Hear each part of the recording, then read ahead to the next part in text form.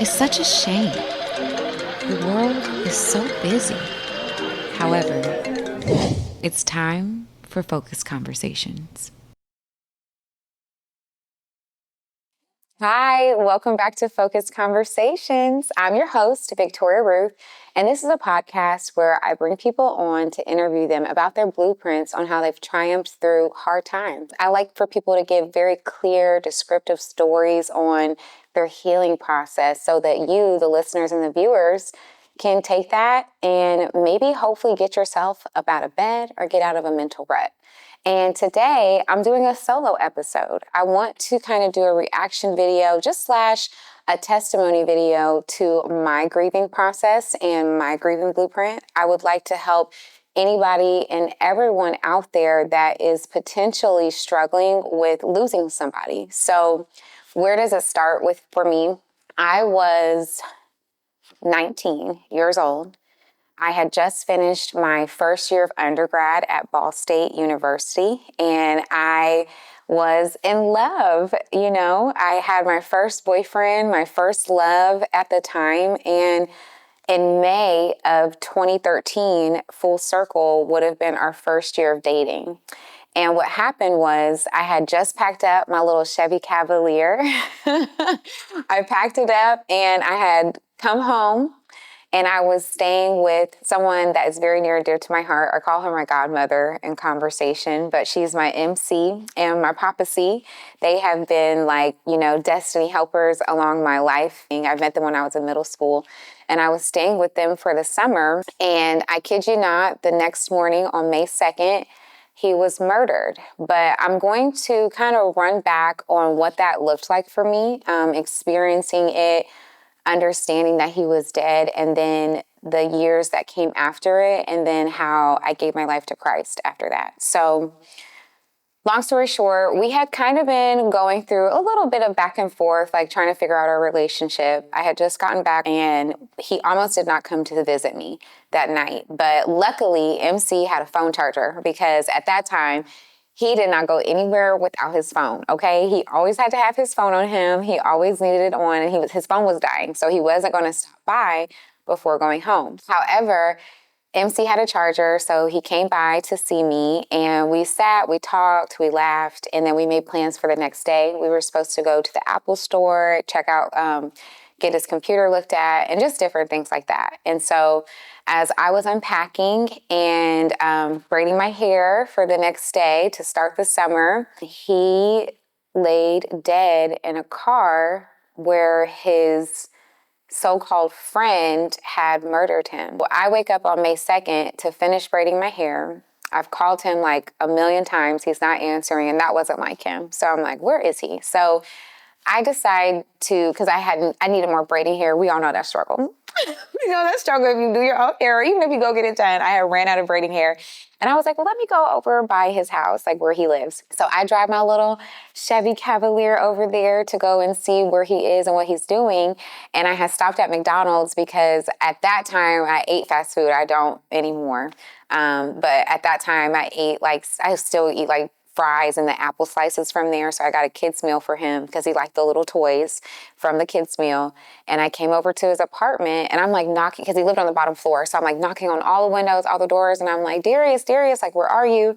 And he's not answering. His roommate's not answering. And I'm wondering, like, what is going on? Like, where could you be? So I grabbed my hair from the hair store by him, and then I go home, and then that's when I started texting like friends and stuff. And I'm like, hey, have you heard from him? Like anything like that, like what's going on? No one's really telling me anything. They're like, oh, he went on a ride with a friend. And I have been telling him not to hang out with that friend anymore because it had been 6 months since they had hung out outside of his apartment. And I remember vividly, I said, birds of a feather flock together, and you're no longer of that feather. You're changing. Like, you're literally becoming a new person. Why don't you just live in that? And so long story short, one of my good friends at the time, I call her up and we go and we get ice cream to kind of keep my mind off of it. By this time, it's about 4:00. And I'm just like, okay, I don't know what to do. So I start calling hospitals. I start calling the jails. I'm like, where is he? Like, what is going on? Like, is he okay? Like, I have not talked to him. It's not like him. But then I call his mom, but I don't alert her to how worried I am because I know that she has a women's retreat that she's heading to. And so I'm just like, hey, girl, like, have you talked to him? Because he loved his mother. So they talked every single day. So I knew that if she had talked to him, everything was fine. But they hadn't talked. And so my heart sank, literally. And I'm like, okay. So then I call his sister. And I'm like, at this point, when I call his sister, it's probably around like 6 o'clock at night. 6 to 8 o'clock at night. And I'm like, hey, like, I don't know what's going on. I haven't heard from him all day. I'm not trying to frighten anybody, but honestly, I'm a little scared. I don't know what's going on. And she's like, okay, I'll figure it out. She calls her dad. I don't remember exactly how they pieced it all together and found his body. Long story short, he had taken the wrong ride with the wrong friend and he was murdered. He was shot through the back of his head. And his other friend that was in the car was shot up so bad he had to have a closed casket and or he had to wear like sunglasses in his casket for the funeral. And I just remember when his sister called me back, I was laying in the bed with MC, just like trying to keep my mind off of it, like he's going to be okay. And she was just bawling her eyes out. She was just crying and crying and crying. And I was like, no, no, no, no. Like, you're not crying because he's gone. Like, that's not it. And so I remember Papa C and MC, they put me in the back of the truck. We drive over there and I'm just rolling around in the backseat of the car crying, just like bawling my eyes out. I'm so scared. And I'm like, this can't be, this can't be, this can't be. I get to the house and I sit on the chair. I can remember they had a tall table where you could put about 4 seats around it, or you could extend the table. And the police officer looked at me and he said, I'm so sorry. And I kid you not, I felt something fall from my chest. I literally looked down at the ground because I felt something fall out of my heart. And I was like, no. And so during that time for me, like I said, I was 19 and that was really crazy. I had never experienced something so gut-wrenching, something so traumatic. I had in other ways, but not in the way of where I was holding on so tightly to a person and they were just ripped from me without knowledge. Like I just didn't even know it was coming. There was no way to prepare for something like that. And for me, he had helped me through so many things. At the time, I was dealing with an eating disorder. I was dealing heavily with the feelings of abandonment. And, you know, I kind of almost in a way I felt a little homeless. My dad had, you know, gotten rid of the house and became a truck driver. And so I was living with him sometimes, you know. So it just was a lot to be ripped from me. But full circle moment, and I'll talk about this on another episode, God has now revealed to me that all this time when I was searching for love and trying to fill in a space, that it was him, God's the one that wanted to validate me, and I was giving too much power to other people. But we'll come back to that. So what did that look like for me, that healing process? Honestly, I went through 5 years of depression. I was not the same. And so I really resonated with Corey when she spoke on and she said that she didn't even know if she was going to like herself by the time she was done grieving. And I totally understood that because as I went through that process, there were so many people. They were like, be all excitable, be the same you that you are.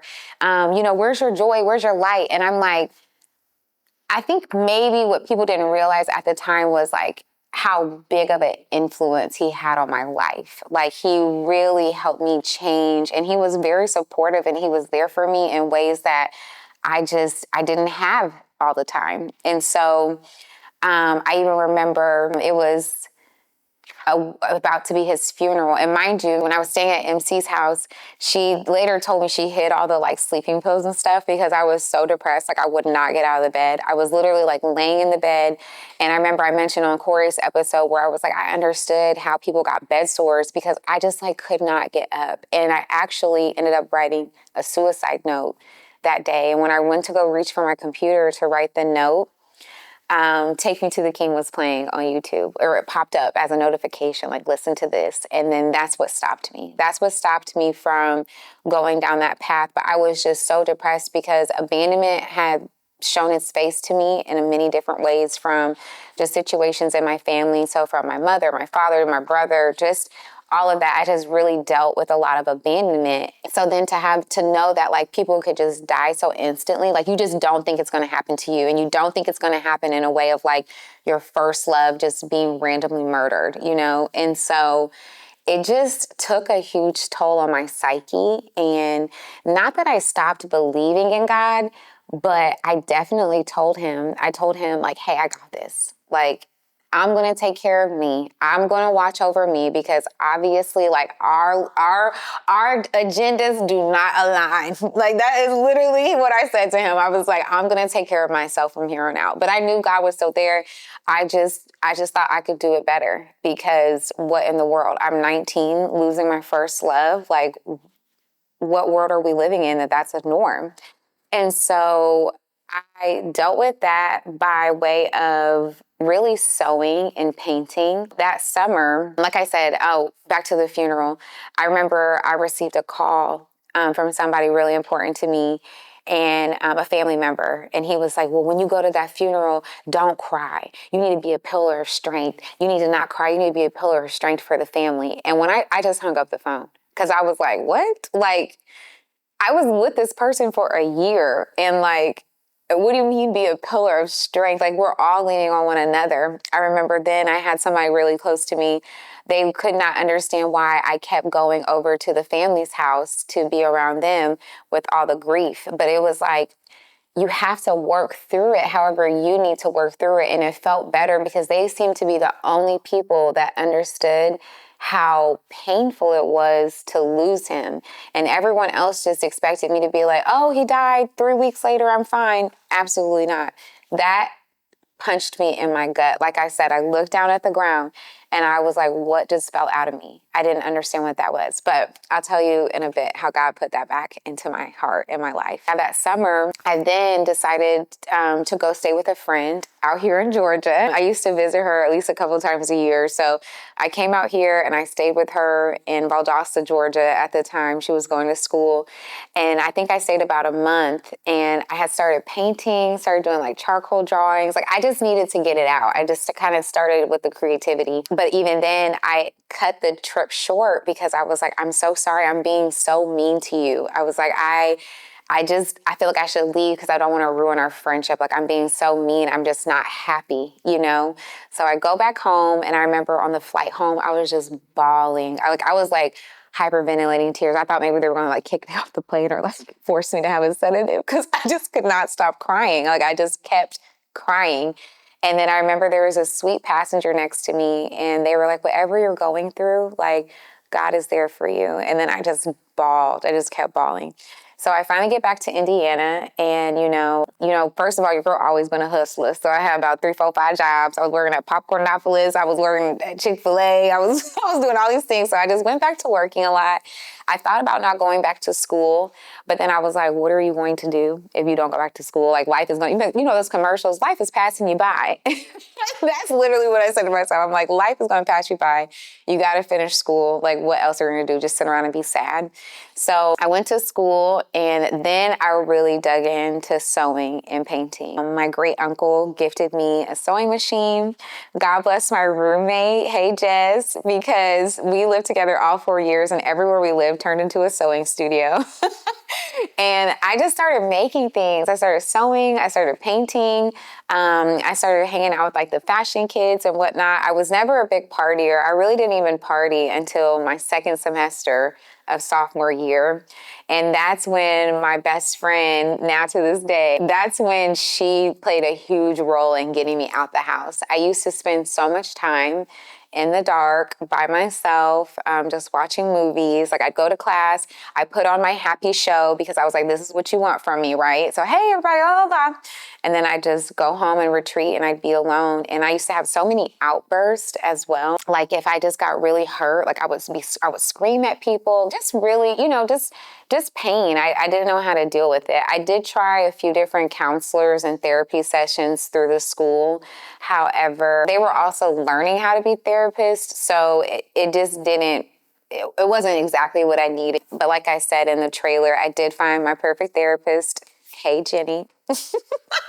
when I was in my early 20s, and she really helped take me to a whole nother level in my healing journey.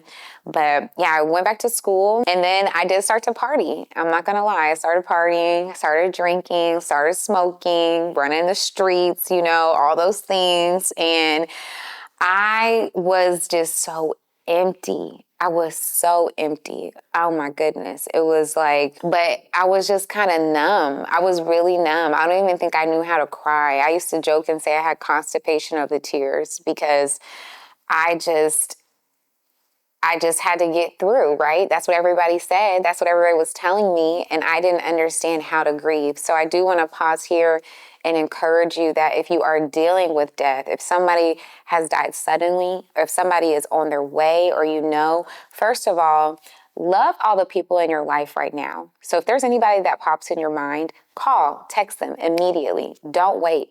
Love on people while they're around so that when their time does come, it's not like this. You're going to feel an absence, but you're going to know that you got all the time with them that you possibly could. So I definitely want to encourage you in that. But then as far as the grieving goes, if you need a little bit of isolation to collect your thoughts, do that. However, I really want to encourage you to reach out, to go to therapy, and to lean on people that are encouraging and loving you, and lean into something that brings you joy. Think back to when you were a kid and what you did without thinking, what was effortless to you, and what you enjoyed, which for me, it was the arts. So that's why I got into painting and sewing. And just lean into that. Find prayer, find a circle, find people to cover you, even when you can't pray for yourself. I really want to encourage you to do that because that is what saved my life. So yeah, that happened. Went back to school, was running the streets, acting a fool, and then I graduate, right? So I graduate from school, and mind you, this entire time, I'm a functioning depressed person. I'm just functioning through depression. I was just in a really dark place, and it took about 5 years, and then I ended up getting Jake's Closet. So Indie family, if y'all remember my men's consignment store, your girl was depressed then too.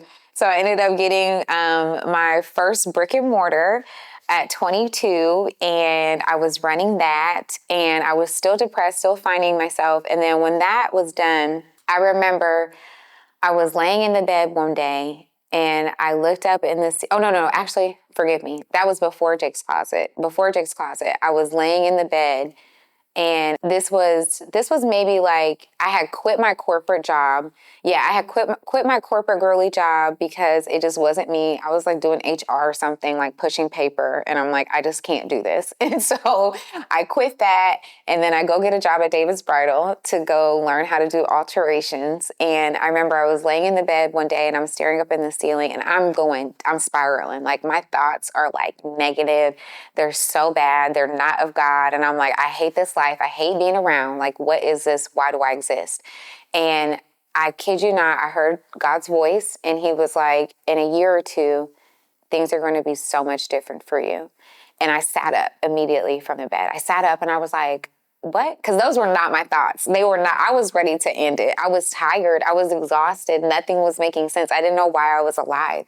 And so then once I heard that, I got up, honestly. I got up and I was like, okay, well, let me make something of this. So, and I started praying and I started asking God to bring me new friends because I didn't feel like I had friends of substance that were like pouring anything into my life at the time. And I just really needed something to help me think about the future, to think about more. And then I found those people and they kind of actually helped me, which the birth of good thoughts, I would even attribute that to that friend group. So thank you, God, to introducing me to those people. I got to meet Bob Proctor at the time, and I learned about The Secret, the book, and I started learning about affirmations. I started learning about how to choose your own thoughts, how to look at the world as what it really is, and choose the day and the mindset that you wanted to have versus external circumstances kind of contributing to that.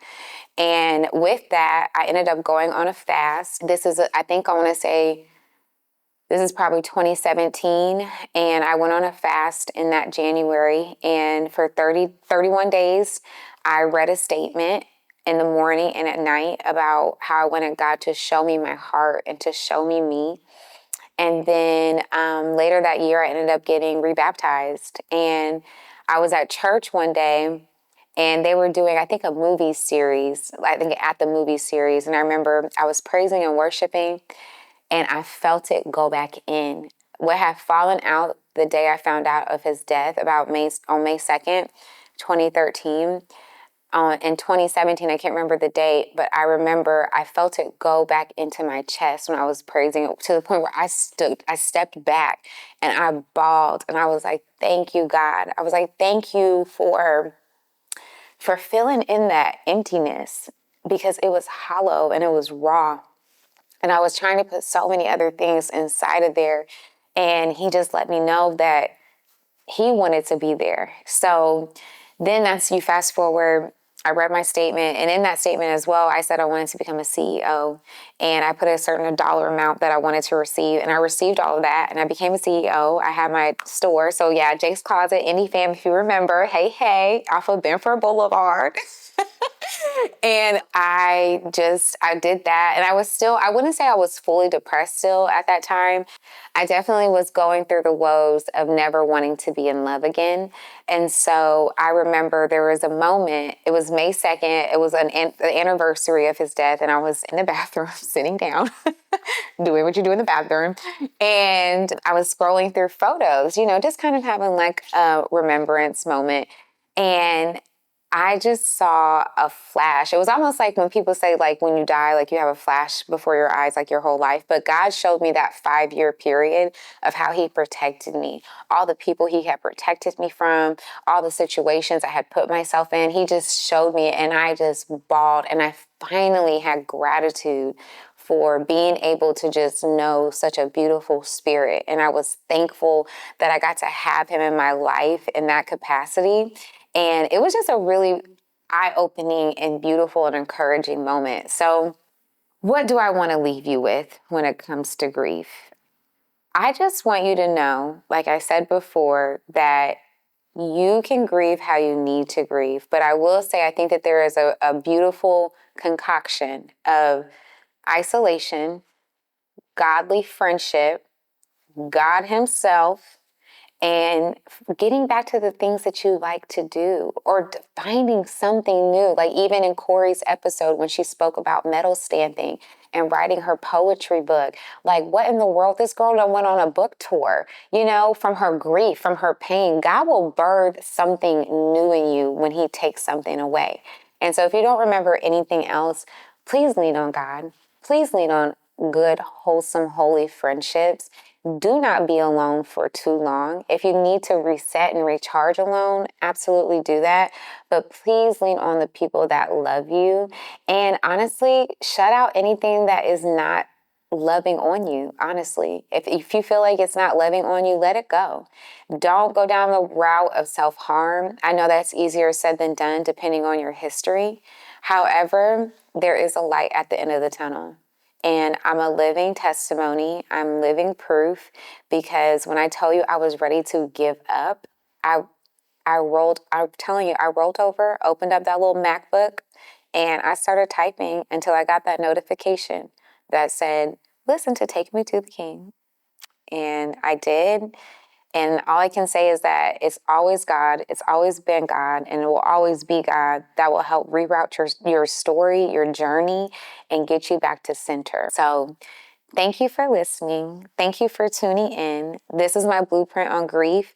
If you or a loved one is dealing with any kind of hardship, please call the suicide hotline, and connect in the comments. Connect in the group. I want this to be family. I want this to be a place where you can feel seen and heard, because I know that for me, a lot of my battle was feeling very alone and misunderstood. But just understand, you don't have to do this life alone, and there are people out here for you. So until next time. As she mentioned, I'm Marina, and the reason why I wanted to do the podcast is because I'm here to talk about the healing journey in which I went on after she passed away, of losing a partner and to suicide.